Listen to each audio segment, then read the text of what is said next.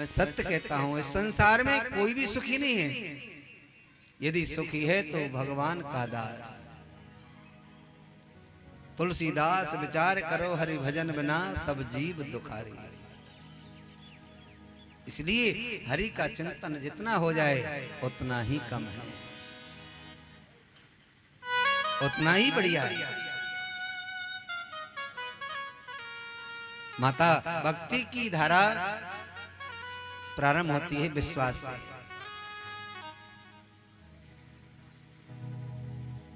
परमात्मा में विश्वास। भक्ति की दूसरी धारा है संबंध। सबसे पहला विश्वास, दूसरा संबंध और तीसरा समर्पण। समर्पण भाव रखते हैं, भगवान को समर्पण कर दे। क्यों? जो कुछ भी है सब भगवान का ही है। तेरा तुझको अर्पण क्या लागे मेरा। आज ऐसा पावन अद्भुत कपिल देवहूति संवाद की कथा श्रवण कराई। अद्भुत भक्ति की 9 परिस्थितियां होती हैं। अब जो 9 परिस्थितियों के बाद में जब व्यक्ति 10वीं परिस्थिति में 10वीं धारा में जब पहुंचता है तो उसके शरीर से पानी बहने लग जाता है। यही हाल माता देवहूति का हुआ। माता देवहूति जब भक्ति की 9 परिस्थितियों के बाद में जब 10वीं धारा में पहुंची तो माता देवहूति की शरीर से पानी बहने लगा और उसी पानी की सज्जनों एक नदी बनी, जिस नदी का नाम सिद्धदा नाम की नदी, जो गंगा सागर क्षेत्र में जाकर के पहुंची मिली, जहां कपिल मुनि का आश्रम है। मकर संक्रांति पर हम आप सभी गंगा सागर क्षेत्र में तीर्थ यात्रा में जाते हैं कपिल मुनि का दर्शन करने के लिए। ऐसा अद्भुत चरित्र जो इस पावन कथा को सुनते हैं, कपिल भगवान की कृपा उनके ऊपर निरंतर बरसती है। यहाँ तृतीय स्कंद को सुखदेव जी महाराज ने विराम दिया। चतुर्थ स्कंद में पावन चरित्र सती चरित्र की कथा, ध्रुव चरित्र की कथा सुनाई। माता देवहूति का वंश आगे चला नहीं। देवहूति माता की 2 बहनें थी। स्वयंभू मनु की 3 पुत्री और 2 बेटा। मनुस्तु शतरूपायां त्रिस्त्र कन्याश्च जगिरे आकुति देवहूतिश्च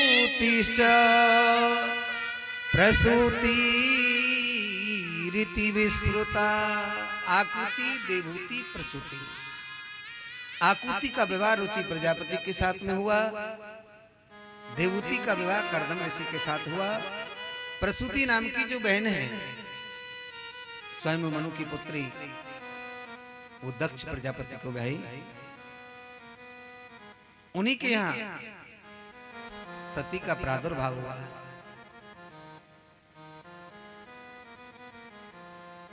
एक बार दक्ष ने अपनी यज्ञ की सभा बुलाई, सभी देवताओं को आमंत्रित किया, सभी देवता पधारे।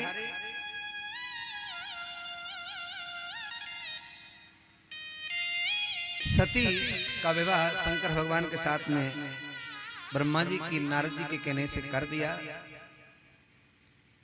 सभी देवता उस यज्ञ सभा में आए, सब दक्ष को साष्टांग प्रणाम करते जा रहे हैं। लेकिन जैसे ही शंकर भगवान पधारे, शंकर भगवान ने मन ही मन प्रणाम कर लिया। अब दक्ष शंकर भगवान की क्या लगते हैं जी? ससुर। अब ससुर को कोई दंडोती करी जाएगा?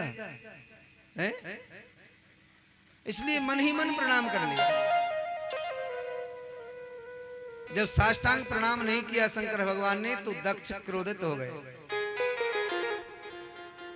दक्ष ने आवेश में आकर के कहा, अरे वैसे तो मेरी इच्छा नहीं थी इसको अपनी पुत्री विवाह करने की, पुत्री देने की, लेकिन मैंने ब्रह्मा जी नारद जी के कहने से अपनी पुत्री का विवाह कर दिया और मेरे दामाद ने मुझे प्रणाम नहीं किया। जाओ यज्ञ में इनको कोई भाग नहीं मिलेगा। हम लोग जब यज्ञ करते हैं ना तो यज्ञ में शंकर भगवान का कोई भाग नहीं होता है। और जब आहुति डालते हैं स्वाहा के साथ और हवन कुंड के चारों तरफ जो सामग्री जो गिर जाती है, शंकर भगवान उसी को अपना भाग मानते हैं, इसलिए उसको उठा करके अग्नि कुंड में नहीं डालना चाहिए। ऐसा करने से शंकर भगवान क्रोधित हो जाते, नाराज हो जाते हैं।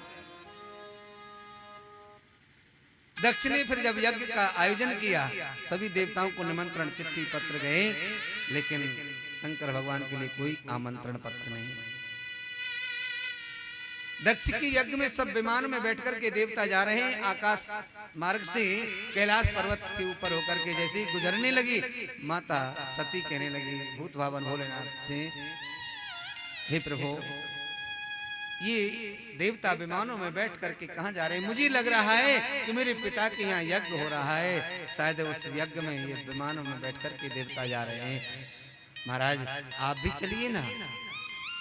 शंकर भगवान कहने लगे, देवी, यदि आपके पिता के यहाँ यज्ञ अनुष्ठान कुछ कार्यक्रम होता तो हमारे लिए भी तो कोई चिट्ठी पत्री आती।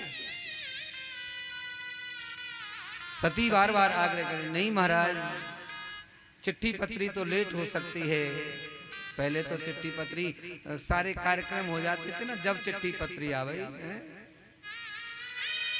महीना महीना हो जाता है। डाकिया इतने लेट लेकर के चिट्ठी आती।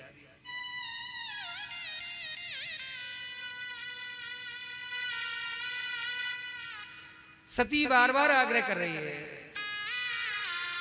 नहीं महाराज, मेरे पिता के यहाँ यज्ञ हो रहा है, आप चलो। सती नहीं मानी। सती ने अपने कपड़ों की पोटली बांधी। भगवान शंकर ने कुछ गणों को अपने सती के साथ में भेज दिया। जाकर के जैसे ही सती माता यज्ञशाला में पहुंची, यज्ञ में सबके आसन बिछे हुए हैं और सबके आसनों पर नाम लिखा हुआ है। देवताओं के आसनों पर देवताओं का नाम है।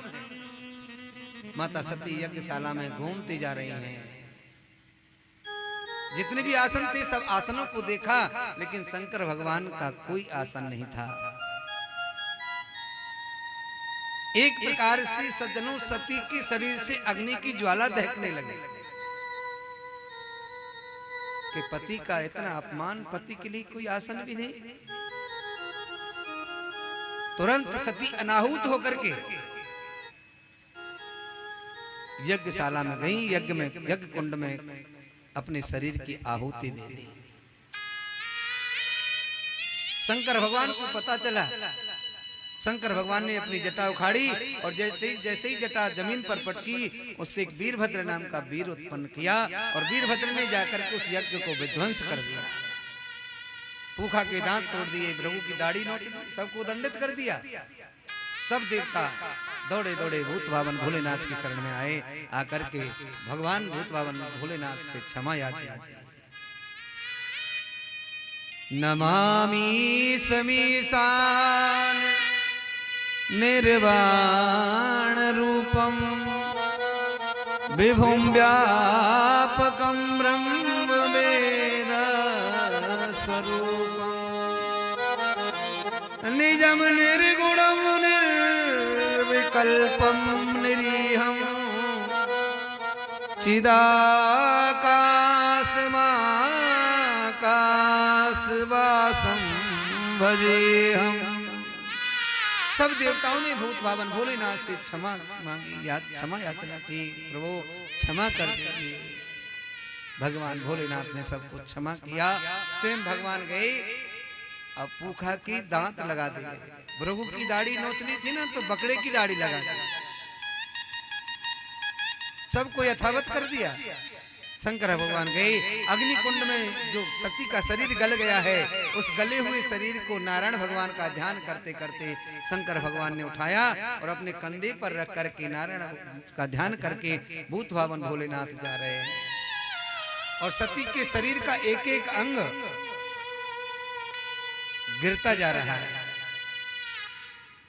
हमारी भारत भूमि में सती के शरीर के अवयव, सती के शरीर के अंग 51 जगह गिरे और वही 51 योगिनी शक्तिपीठ कोई ज्वाला जी के नाम से, कोई चामुंडा के नाम से, कोई धौला गढ़वाली के नाम से, कोई चिंतपूर्णी के नाम से, कोई वैष्णो देवी के नाम से, अनेक नामों से जाने।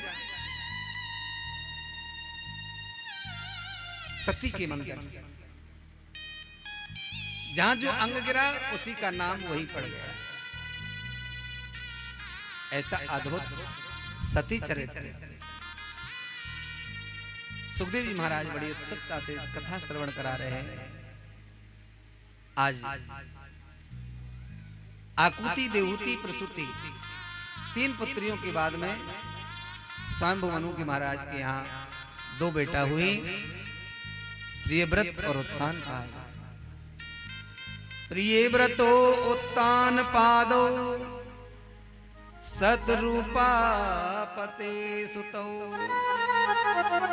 वासुदेवस्य कलया रक्षायां जगत स्थितौ। प्रियव्रत माने क्या है? जिसने अपने जीवन में सुंदर व्रत का संकल्प ले लिया हो उसी का नाम प्रियव्रत है। उत्तानपाद जिसका समाज में पैर ऊंचा उठ गया हो, जिसको प्रतिष्ठा प्रशंसा मिल गई हो, उसी का नाम उत्तानपाद है। वैसे हम और आप सभी उत्तानपाद हैं। जीव जब मां के गर्भ में आता है तो पैर किधर रहते हैं जी? सिर किधर रहता है? पैर ऊपर को रहते हैं, इसलिए जीव का नाम उत्तानपाद पड़ा। हम आप सभी उत्तानपाद हैं। उत्तानपाद राजा बड़े हुए, विवाह के योग्य हुए, तो उत्तानपाद राजा का विवाह सुनीति के साथ हो गया। सुंदर नीति पर चलने वाली सुनीति। उत्तानपाद राजा अपनी पत्नी का बहुत आदर सम्मान करते थे, सत्कार करते थे। उत्तानपाद राजा एक दिन सुदूर जंगल में चले गए भ्रमण करने के लिए, तो वहां एक नगर में एक राजा की पुत्री को देख लिया जिसका नाम था सुरुचि। उत्तानपाद राजा सुरुचि के प्रति आकर्षित ज्यादा हो गए थे। उत्तानपाद राजा ने सुरुचि से कहा, देवी मैं आपके साथ गंधर्व रीति से विवाह करना चाहता हूं, मैं आपको अपने घर ले जाना चाहता हूं। गंधर्व रीति से सुरुचि के साथ में विवाह किया। उत्तानपाद राजा सुरुचि को अपनी दूसरी पत्नी को लेकर के अपने महल में आए। अब जैसे ही महल में प्रवेश किया, अब सुरुचि ने जैसे ही पहली पत्नी सुनीति को देखा, उत्तानपाद राजा से सुरुचि कहने लगी, महाराज आपके घर में ये स्त्री कौन है? उत्तानपाद राजा ने कहा, देवी सुरुचि ये मेरी पहली पत्नी है, इसका नाम सुनीति है। ये पहली पत्नी सुनीति। सुरुचि क्रोध में आ गई। और आप तो जानते हैं सौत तो चून की भी बुरी हो, है ना? अगर कोई लड़वे का कछु ना मिले तो चून की बना ले, मेरी सौत आज है, मेरी सौत, ऐसी लड़ ले। सुरुचि को क्रोध आया और सुरुचि ने उत्तानपाद राजा से कहा, महाराज जब घर में आपकी पत्नी है तो मुझे क्यों लेकर के आए? लेकिन सुनिए, राधे राधे, एक म्यान में 2 तलवार नहीं आ सकती। घर में या तो ये रहेगी या मैं रहूंगी, एक कोई रखो। उत्तानपाद राजा सुरुचि के प्रति आकर्षित ज्यादा हो गए थे, इसलिए पहली पत्नी जो सुनीति थी ना, उसको घर से बाहर निकाल दिया। लेकिन जिस समय सज्जनों सुनीति को बाहर निकाला था, घर से बेघर किया था, उस समय सुनीति के गर्भ में बालक था। सुनीति घर से बाहर गई, एक कदली केले के वन में एक पर्णकुटी बना करके आनंद से रहने लगे। धीरे धीरे समय व्यतीत हुआ। कुछ समय बीता तो सुनीति के यहाँ एक बालक ने जन्म दिया जिसका नाम ध्रुव हुआ। शास्त्र कहते हैं कि होनहार वृक्ष के पत्ते भी चिकने होते हैं। होनहार बिरवान की लखत चीकने पार। ध्रुव जी धीरे धीरे बड़े हुए। माता सुनीति जहां कहीं भी सत्संग में जाती थी, बालक ध्रुव को साथ लेकर के जाती थी। एक दिन माता सुनीति ध्रुव को लेकर के गई, संतों का सत्संग सुना, संतों की बहुत सेवा की सुनीति माता ने। माता सुनीति की सेवा से संत महात्मा प्रसन्न हो गए। एक दिन महात्मा जी कहने लगे, बेटी सुनीति, तुम संतों की बहुत सेवा करती हो, बेटी हम तुमसे बहुत प्रसन्न हैं तुम्हारी सेवा से, बेटी कुछ मांगिए, हम तुमको कुछ वरदान देना चाहते हैं। माता सुनीति कहने लगी, बाबा आप वरदान ही दे रहे हैं तो यही आशीर्वाद दे दीजिए कि आप जैसे संतों का मुझे सत्संग जीवन में मिलता रहे, और कोई इच्छा नहीं है। बोल नहीं बेटी, हम देने के लिए कह रहे हैं, आप मांगिए, कुछ और मांगिए। तब सुनीति ने क्या मांगा, आज की कोई भी नारी नहीं मांग सकती। माता सुनीति कहने लगी, बाबा आप देना ही चाहते हैं तो यही आशीर्वाद दे दीजिए कि मेरी एक सौतेली बहन है, और उस सौतेली बहन के विवाह को 4-5 वर्ष है गए, उसके कोई बालक नहीं है। आप आशीर्वाद यही दे दो बाबा, देना ही चाहते हैं तो एक सौतेली बहन सुरुचि है, उसके एक बेटा हो जाए, बस यही कृपा कर दो। संतों की आंखों से अश्रुपात होने लगा। महात्मा जी कहने लगी, बेटी जिस रानी की वजह से राजा ने तुमको घर से बेघर कर दिया, बाहर निकाल दिया, जंगल में भेज दिया, आज उस रानी के लिए तुम पुत्र की कामना कर रही हो। बेटी सुनीति, तुम्हारे जैसी नारी इस संसार में और कोई नहीं हो सकती। बेटी सुरुचि के अवश्य बेटा होगा। संत ब्राह्मणों का आशीर्वाद कभी मिथ्या नहीं होता, कभी गलत नहीं होता है। आज आशीर्वाद दे दिया संतों ने, और उसी आशीर्वाद के प्रताप से सुरुचि के गर्भ में बालक आया। जिस बालक ने जन्म लिया उसी को हम उत्तम कहते हैं। एकदा सुरुचे पुत्रम अकारोपलालयन् उत्तमं नारुरुक्षन्तम ध्रुवं राज्याभिनंदन। जिसका नाम उत्तम हुआ। एक दिन उत्तम अपने पिता उत्तानपाद की गोद में खेल रहा था। सामने ध्रुव घुटमुन घुटमुन चल करके आगे जा रहे थे। जैसे ही उत्तानपाद राजा की तरफ ध्रुव जी जा रहे थे, आगे से आते हुए ध्रुव को उत्तानपाद राजा ने देखा।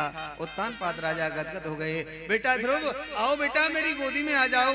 अब तो ध्रुव जी और दौड़ लगाने लगे कि आज मैं पिता की गोद में बैठूंगा। धीरे धीरे सज्जनों ध्रुव जैसे ही उत्तानपाद राजा के निकट पहुंचे और गोद में जैसे उत्तानपाद राजा ने हाथ बढ़ाया, सौतेली मां सुरुचि ने ध्रुव का हाथ पकड़ करके पीछे खींच लिया। कहां जाता है? ध्रुव ने कहा, मां मैं पिता की गोद में बैठने के लिए जा रहा हूं। सौतेली मां ने कहा कि तू इस पिता की गोद में बैठने का अधिकारी नहीं है, इस गोद में तो केवल उत्तम ही बैठ सकता है। ध्रुव ने कहा, क्यों माता,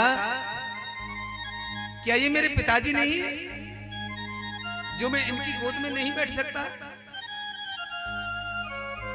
सुरुचि ने कहा, तेरे ये पिताजी तो जरूर हैं, लेकिन मैं तो तेरी मां नहीं हूं। तूने दूसरी मां की कोख से जन्म लिया है, गर्भ से जन्म लिया है, इसलिए तू इस गोद में नहीं बैठ सकता। और इस गोद में यदि बैठने का अधिकार प्राप्त करना चाहता है तो जा जंगल में जाकर के तपस्या कर, और तपस्या करके भगवान जब वरदान के लिए कहें तो भगवान से वरदान मांगना कि मैं सुरुचि के गर्भ से जन्म लूं। अगली बार जब तुम मेरे गर्भ से जन्म लोगे तब तुम इस गोद में बैठ पाओगे। सज्जनों, आज सौतेली मां ने केवल ध्रुव का ही अपमान नहीं किया, भगवान का अपमान कर दिया। अपने गर्व को भगवान से बढ़कर के मान लिया सौतेली मां ने। आज ध्रुव जी लंबी लंबी सांस लेने लगे। आज ध्रुव जी धीरे धीरे दौड़े दौड़े गए, जाकर के माता सुनीति के पास में पहुंचे। आंखों से अश्रुपात हो रहा है ध्रुव के। ध्रुव जी को रोते हुए जैसे ही सौतेली माँ ने देखा, वो सुनीति ने, माता सुनीति ने देखा और गले से लगा लिया। बेटा ध्रुव क्यों रोता है बेटा, आखिर बात क्या है? ध्रुव जी माता सुनीति से कहने लगे, माँ वास्तव में आप मेरी माँ कहलाने के योग्य नहीं है। माता मैं पूछना चाहता हूँ, ऐसे कौन से गुण विद्वान हैं सुरुचि में जो आपके अंदर नहीं है? किस कारण से आपका उस सौतेली माँ ने अपमान किया है माता? और माता मैं ये वचन देता हूँ, यदि मैं आपका असली बेटा हूँ तो उस सौतेली माँ को उस राज गद्दी पर बैठ करके दिखाऊंगा। जब ध्रुव जी जब आवेश में बोले ना, तो माता सुनीति ने गले से लगा करके कहा, बेटा किसी के अमंगल की कामना, किसी के लिए बुरा भला नहीं कहना चाहिए, अमंगल की कामना नहीं करनी चाहिए बेटा। आखिर सौतेली माँ ने तुमको क्या कह दिया? मां मंगलम तात परेश मस्ताम भुक्ते जनो यत् परदोक्तस्त सत्यम सुरुच्चाभिहितं भवान में यद दुर्भगाया उदरे गृहीता। आखिर बेटा तुमको सौतेली माँ ने क्या कह दिया, बताओ तो सही। ध्रुव जी कहने लगे, माता आप तो मुझे केवल इतना बता दीजिए, क्या वन में भगवान रहते हैं? सज्जनों, माता सुनीति ने एक बार भी ये नहीं कहा कि बेटा वन में भगवान नहीं रहते हैं। सुनीति माता कहने लगी, हाँ बेटा वन में भगवान रहते हैं। अब तो ध्रुव जी के मन में और दृढ़ता आ गई। ध्रुव का मतलब ही दृढ़ता है, निष्ठा है। और दृढ़ता आ गई कि आज तो मैं उस नारायण का दर्शन करके ही वापस लौट करके आऊंगा। ध्रुव जी चले जा रहे हैं। भगवान नारायण की याद में आज ध्रुव जी दौड़े दौड़े जा रहे हैं जंगल में। कहां जाना है कोई ठिकाना नहीं, कहां रुकना है कोई पता नहीं। तुम्हारी याद आती है, बता दो क्या करे मोहन। तुम्हारी याद आती है, बताओ क्या करे मोहन। तुम्हारी याद आती है, बता दो क्या करे मोहन। हो तुम्हारी याद आती है, बताओ क्या करे मोहन। सुबह और शाम आती है, रात भर वो रुलाती है। सुबह और शाम आती है, रात भर वो रुलाती है। सुबह और शाम आती है, रात भर वो रुलाती है। सुबह और शाम आती है, रात भर वो रुलाती है। चैन हमको नहीं आता, चैन हमको नहीं आता, बता दो क्या करे मोहन। ओ तुम्हारी याद आती है, बताओ क्या करे मोहन।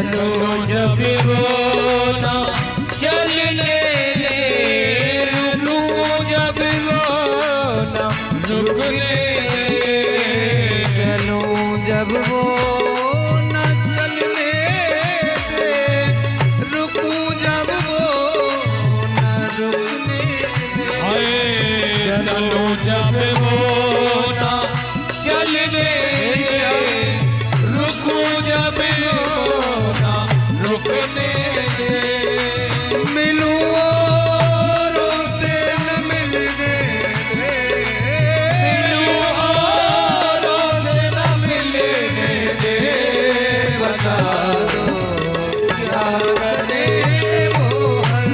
ओ तुम्हारी याद आती है, बताओ क्या करे मोहन।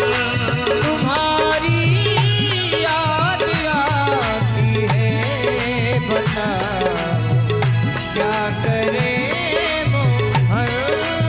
तुम्हारी वो तुम उसके, हमारी कौन चलने दे। तुम्हारी वो और तुम उसके, हमारी कौन चलने दे। तुम्हारी वो तुम उसके, हमारी कौन चलने दे। तुम्हारी वो और तुम उसके, हमारी कौन चलने दे। वो जब आएगी तुम आओ, वो जब जाएगी तुम आओ, जब जाएगी तुम आओ, बता दो क्या करे वो। ओ तुम्हारी याद आती है, बताओ क्या करे मोहन। बता दो क्या करे वो हर। बताओ क्या करे मोहन। बता दो क्या करे मोहन।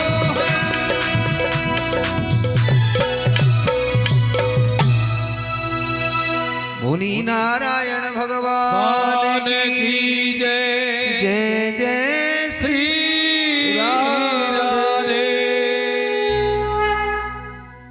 ध्रुव जी महाराज चले जा रहे हैं। कहाँ रुकना है कोई ठिकाना नहीं, कहाँ जाना है कोई पता नहीं। चाह गई चिंता नसी मनुआ वे परवाह, जिसको कछु न चाहिए वो साहों का साह। निर्जन वन में ध्रुव जी महाराज घूम रहे हैं। सामने से संत नारद जी का आगमन हो गया। नारद जी ने छोटे से बालक को वन में घूमते हुए देखा तो नारद जी समझ गए कि ये कोई होनहार बालक है, इस निर्जन वन में आया है तो जरूर कोई ना कोई इसका कारण होगा। चल करके इसको देखूं तो सही, इसका परिचय तो पूछूं कौन है, किस लिए आया है। नारद जी महाराज ध्रुव जी के पास में पहुंचे। बेटा तुम्हारा नाम क्या है और इस निर्जन वन में तुम क्या करने के लिए आए हो। ध्रुव जी ने अपना परिचय बताया। बाबा मेरा नाम ध्रुव है, उत्तानपाद राजा का बेटा हूँ। इस निर्जन वन में बाबा तपस्या करने के लिए आया हूँ, भगवान का नारायण का दर्शन करने के लिए। नारद जी समझ गए कि ये तो पक्की आस लेकर के, इसकी सीढ़ी तो मजबूत है लेकिन फिर भी परीक्षा लेनी चाहिए। किसी प्रकार की इसमें निर्विकारता तो नहीं है, मन मैला तो नहीं है, भावना गंदी तो नहीं है। आज ध्रुव जी की नारद जी परीक्षा ले रहे हैं। ध्रुव जी से नारद जी कहने लगे, बेटा वन में भगवान नहीं रहते, वन में तो शेर गीदड़ रीछ भालू रहते। तुम इस निर्जन वन में आए हो, जाओ लौट जाओ, अभी तुम बहुत छोटे हो, बड़े हो जाओ तब आना। दिन में भोजन कितनी बार करते हो। ध्रुव जी बोले, बाबा जितनी बार माता जी खिला देती पिला देती उतनी बार खा पी लेते, 2 बार 3 बार 4 बार 6 बार। नारद जी बोले बेटा इसीलिए तो मैं कह रहा हूं जंगल में तुम्हारी मैया थोड़ी बैठी है जो तुमको भोजन बना करके देती कि क्या खाओगे।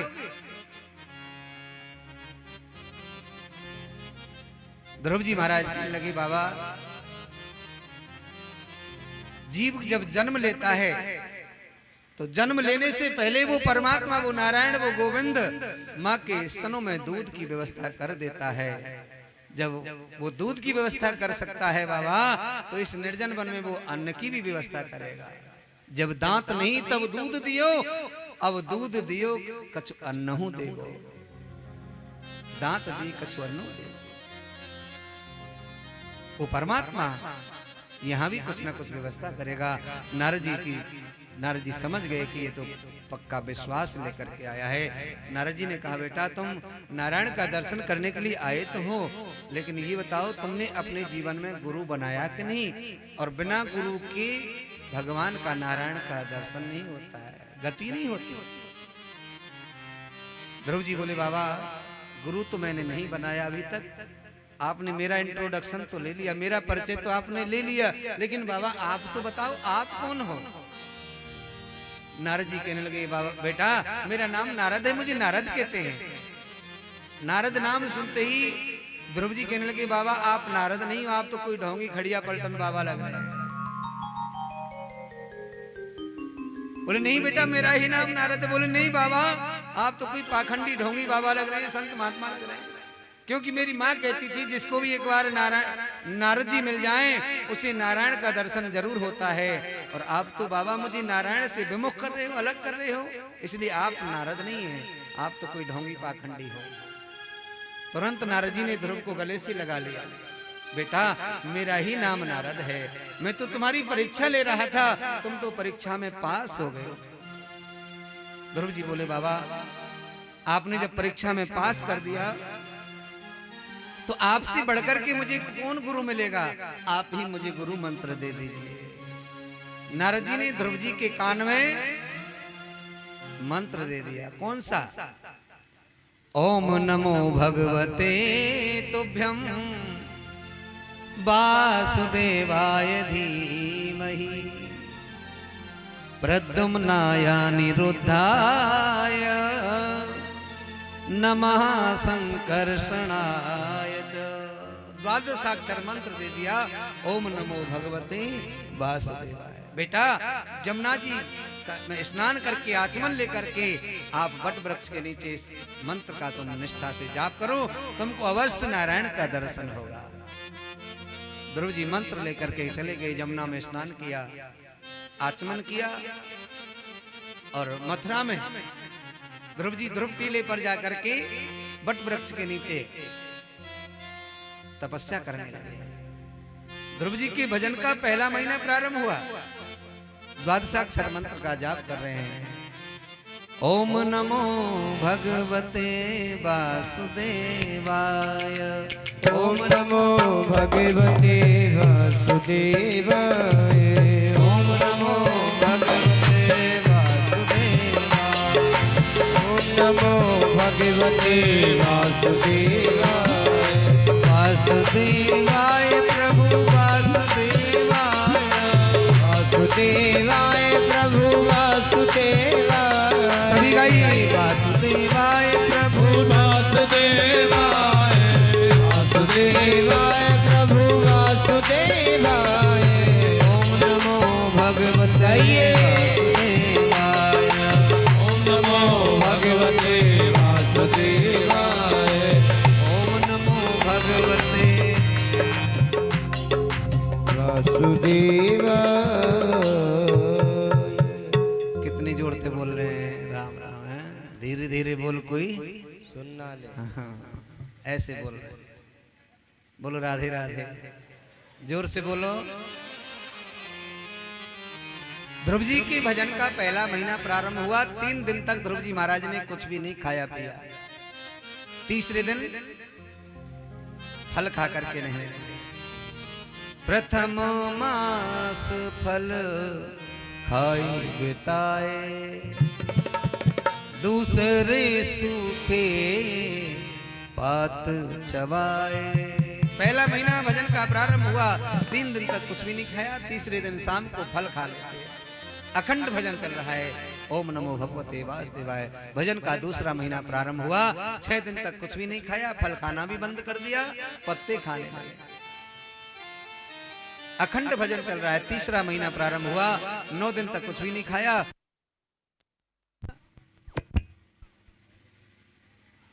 जल पी करके रहने लगे। चौथा महीना प्रारंभ हुआ, 12 दिन तक कुछ भी नहीं खाया, जल पीना भी बंद कर दिया। अब तो ध्रुव जी महाराज वायु का पान करने लगे, वायु का भक्षण करने लगे, हवा को पीने लगे।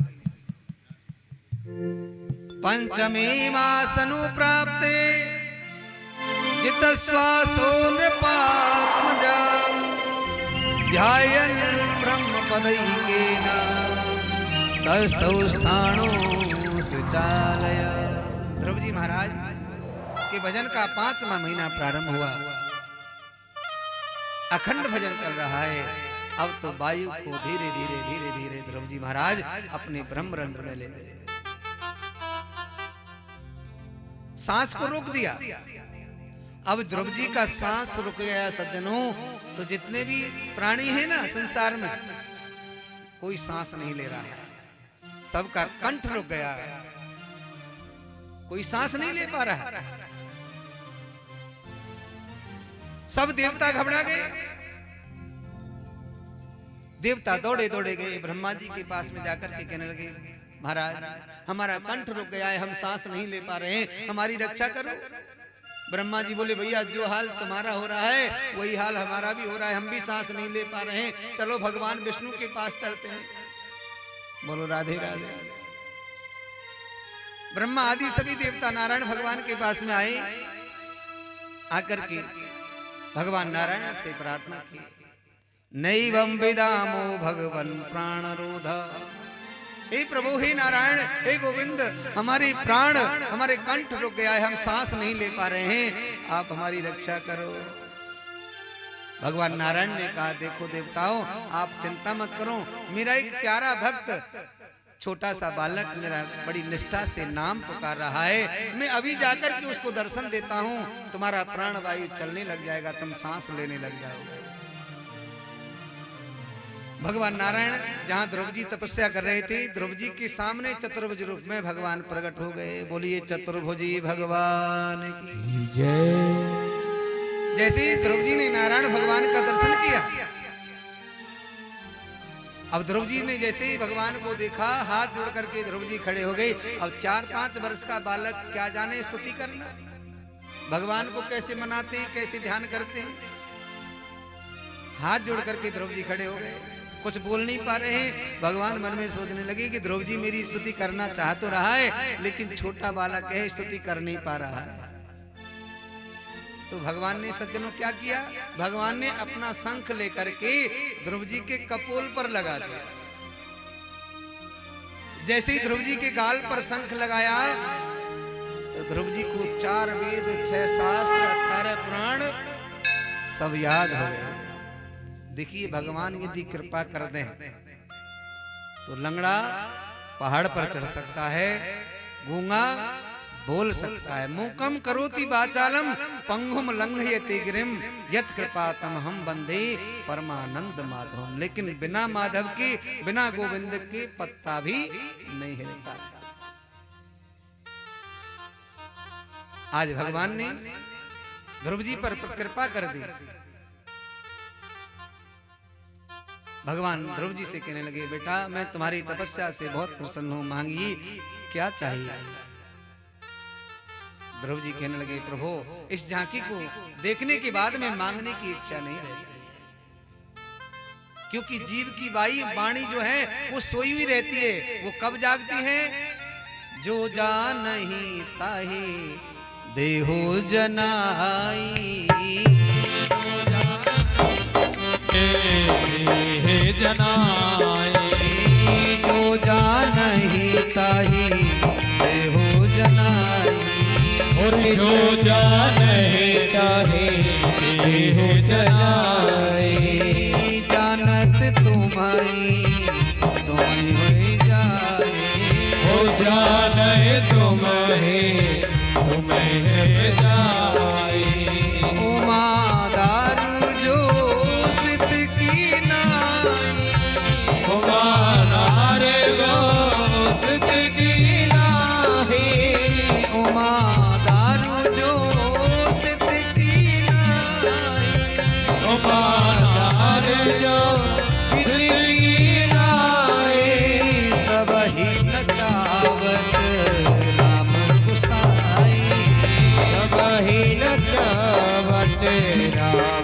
गोसाई सब ही नचावत राम गोसाई सब ही नचावत राम गोसाई। ध्रुव जी कहने लगे प्रभु आपको वही जानता है जिसको आप जनाना चाहो। आज मैं धन्य हो गया, आपका मुझे दर्शन हो गया।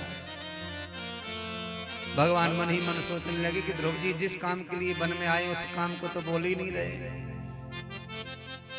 ध्रुव जी जंगल में किस लिए गए थे कि उस सौतेली माँ को गद्दी पर बैठ करके दिखाना है, इसलिए तो गए थे जंगल में। लेकिन उस बात को भगवान से कह नहीं रहे हैं। बोलो राधे राधे।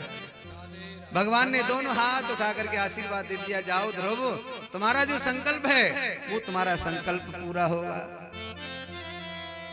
ध्रुव जी आज वन से लौट करके वापस आ रहे हैं। माता पिता को जैसे ही पतो चली, माता पिता ने उत्तानपाद राजा ने हाथी घोड़े सजवाए ध्रुव जी को लाने के लिए। ध्रुव जी आ रहे, इधर से उत्तानपाद राजा ध्रुव जी के पास में पहुंचे। जाकर के ध्रुव से उत्तानपाद राजा ने कहा बेटा हमारे कारण तुमको कष्ट मिला, बेटा हमको क्षमा कर दीजिए। आओ बेटा हाथी पर बैठ जाओ, घोड़े पर चढ़ जाओ। ध्रुव जी ने कहा पिताजी अब जीवन में हाथी पर बैठने की इच्छा नहीं है, घोड़े पर चढ़ने की आकांक्षा नहीं है। अब तो जीवन में केवल एक ही अभिलाषा है, बड़ा बनने में फायदा नहीं है, छोटा बनने में फायदा है। अब बड़ा तो खजूर का भी पेड़ होता है, कहते ना बड़ा हुआ तो क्या हुआ जैसे पेड़ खजूर, पंछी को छाया नहीं फल लागत। इसलिए तिनके से भी अपने आप को छोटा समझना चाहिए। तृणादपि सुनीचेन तरुरिव श्रेष्ठः। आज ध्रुव जी अपने महल में प्रवेश कर रहे हैं, सौतेली माँ के पास में जा रहे हैं सबसे पहले। क्यों? क्योंकि परमात्मा से मिलने की प्रेरणा यदि दुश्मन भी देता है ना तो वो भी अंत में मित्र बन जाता है। सौतेली माँ ने कटु वचन कहे तभी तो ध्रुव जी वन में गए, जंगल में नारायण का दर्शन किया। तो सौतेली माँ के चरणों में जाकर के प्रणाम किया। माता सुरुचि सौतेली माँ ने गले से लगा लिया, बेटा ध्रुव मेरे कारण तुमको वन में जाना पड़ा, बेटा मुझे क्षमा कर देना। ध्रुव जी कहने लगे माँ आप तो मेरी पहली गुरु हो, आप यदि ऐसे कटु शब्द नहीं कहती, बुरे वचन नहीं बोलती तो शायद मुझे नारायण का दर्शन नहीं होता है, आपकी ही कृपा है। आज ध्रुव जी के ऊपर पूर्ण कृपा हो गई। उत्तानपाद राजा ध्रुव से कहने लगे बेटा अब जीवन का कोई भरोसा नहीं है, अब तो आप जीवन की केवल एक ही अभिलाषा है भगवान का भजन चिंतन करने के लिए। ध्रुव जी को राजगद्दी पर अभिषेक करके उत्तानपाद राजा वहां से चले गए। आज ध्रुव जी को राजगद्दी मिल गई। लेकिन ध्रुव का जो छोटा भाई है वो उद्दंडी है, वो कुबेर की विहार स्थली को उजाड़ने लगा। उत्तम यक्षों ने समझाया, समझ में नहीं आया तो यक्षों के द्वारा उत्तम की मृत्यु हो गई। उत्तम की मृत्यु का समाचार जब ध्रुव को मिला तो ध्रुव के मन में बड़ा भारी क्रोध आया। परीक्षित ने कहा गुरुदेव सुखदेव से कि ध्रुव को तो नारायण का दर्शन हो गया, जब नारायण का दर्शन हो गया तो ध्रुव के मन में क्रोध क्यों आया यक्षों के प्रति? परीक्षित से सुखदेव जी ने कहा परीक्षित ध्रुव को नारायण का दर्शन तो हो गया था, लेकिन ध्रुव को जीवन में सत्संग नहीं मिला था, और जीवन में जब तक सत्संग नहीं मिलता है, सत्पुरुषों का महापुरुषों का संग नहीं मिलता है, जब तक हमारा विवेक जागृत नहीं होता, बुद्धि जागृत नहीं होती है। बिनु सत्संग विवेक न होई, राम कृपा बिन सुलभ न सोई। यक्षों को मारने पर ध्रुव तुले हैं। मनु महाराज ने समझाया, ध्रुव के मन में वैराग्य आया। ध्रुव जी आज राज का त्याग करके तपस्या करने के लिए चले गए। ध्रुव जी के लिए भगवान के धाम से विमान आया और ध्रुव जी महाराज उस विमान में आरूढ़ होकर के बैकुंठ चले गए। ऐसा पावन अद्भुत चरित्र। इसी वंश में आगे चल करके ध्रुव जी के पुत्र हुए उत्कल के पुत्र अंग और अंग के पुत्र बैन हुए। संतों ने बैन को बहुत समझाया, संतों के द्वारा बैन की हत्या हुई, लेकिन उसी बैन के शरीर से संतों ने पृथु को प्रकट किया। पृथु को, जो पत्नी है पृथु की, जो अर्ची साक्षात लक्ष्मी, पृथु यज्ञ करने का संकल्प ले लिया। यज्ञ से स्वयं भगवान प्रकट हो गए और पृथु से कहा, पृथु हम तुम्हारी तपस्या से बहुत प्रसन्न हैं, मांगिए क्या चाहिए। पृथु ने कहा, महाराज आप मुझे देना ही चाहते हैं तो आपकी जो अमृतमयी जो कथा है ना, उस कथा को सुनने के लिए ये 2 कान कम है, आप मुझे 10,000 कान दे दो। भगवान कहने लगे, यज्ञनारायण भगवान ने कहा, पृथु दुनिया इन 2 कानों को भी सदुपयोग में नहीं लाती है, इन दोनों कानों से नाना प्रकार की इधर उधर की चुगली छांटी करती रहती है, बुराई भलाई करते रहते हैं। आप 10,000 कान मांग रहे हो, क्या करोगे 10,000 कान लेकर? तुम्हारे शरीर में कान ही कान हो जाएंगे, कुरूप हो जाएगा तुम्हारा शरीर, अभद्र हो जाएगा, अच्छे नहीं लगोगे। मैं तुम्हारे लिए 10,000 कान तो नहीं दे सकता, लेकिन तुम्हारे इन 2 कानों में 10,000 कान की शक्ति प्रदान करता है। भगवान ने पृथु के 2 कानों में 10,000 कान की शक्ति दी। बोले आपकी जो कथा है उसको सुनकर के मैं कभी झिकूं नहीं, अघाऊं नहीं। इसी वंश में, पृथु के वंश में आगे चल करके अंतर्धान हुई, अंतर्धान के बेटा हविर्धान, हविर्धान के बेटा प्राचीन बलि। ऐसा पावन अद्भुत प्रसंग पुरंजन उपाख्यान की कथा सुनाई और चतुर्थ स्कंद को विराम दिया, क्योंकि समय तो बहुत कम है, घड़ी की 3 सुइयां तेजी से जा रही हैं, कथा बहुत है। वामन भगवान की कल हम कह रहे थे कि वामन भगवान तक पहुंचना है, अभी तो हम ध्रुव चरित्र पर भी नहीं पहुंचे। बोलिए भागवत भगवान की जय।